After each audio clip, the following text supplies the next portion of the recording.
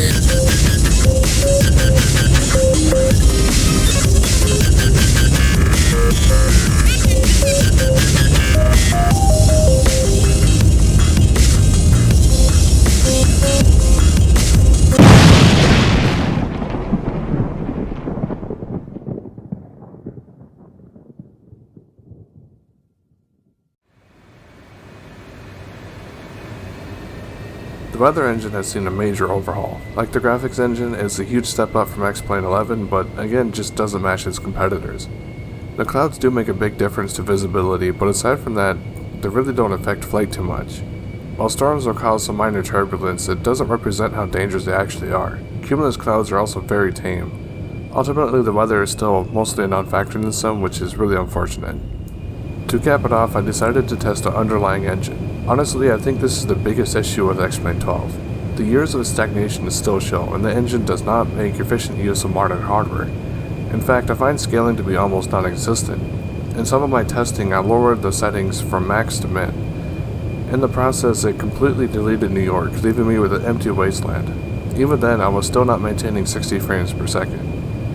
Now, to be fair, I rarely maintain 60 FPS in Microsoft Flight Sim either, but the complexity of the scenery in that simulator is unlike anything we've ever seen before. And DCS has also released a performance patch that multi-threaded major components of the sim, as well as introduced improved GPU pipelining. The sim has increased in complexity with new weather features, more in-depth planes, and newer, more complex scenery, but the optimization has increased so much that the performance is actually better than before they added all that stuff. Ultimately, the technical debt of the sim has just accumulated over the years and has not been alleviated. New features on an ancient engine simply crumple the performance of the sim. Had this existed in 2012 or 2015, it would have been a marvel, but quite honestly, that was the dark ages of flight sims. Flight sim is in a new golden age, and Xplane is just failing on all fronts to compete with the competition. The only real thing it has going for it is a native Linux port, but other than that, I cannot recommend a simulator for $60.